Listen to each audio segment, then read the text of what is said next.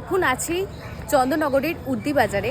আগের দিন আপনাদেরকে দেখিয়েছিলাম উদ্দিবাজারের মায়ের দোমেটে পর্ব, আর আজকে হচ্ছে মায়ের চক্ষুদান পর্ব।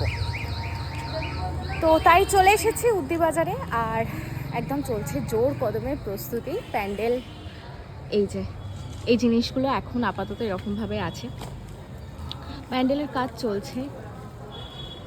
কদিনের মধ্যেই কিন্তু একদম সেজে উঠবে, আর আমাদের শহরে পুজো চলে আসছে। যাই হোক, মায়ের ওদিকে চক্ষুদান পর্ব চলছে, তার সাথে এখানে দেখুন প্যান্ডেলের কাজগুলো চলছে।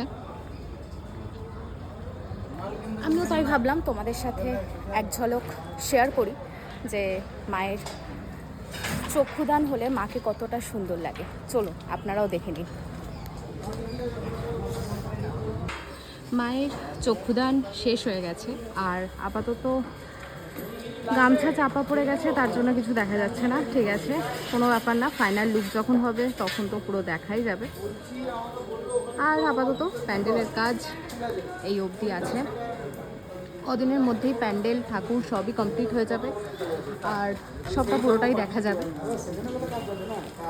ফাইনাল লুক কি হচ্ছে তার জন্য কিন্তু একদম স্টে টিউন।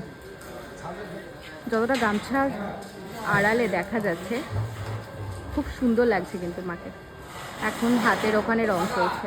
যাই হোক, আপাতত এই অবধি হচ্ছে উদ্দিবাজারের প্রস্তুতি পর্ব। বাকিটা কমপ্লিট হলে আপনাদের সাথে শেয়ার করব।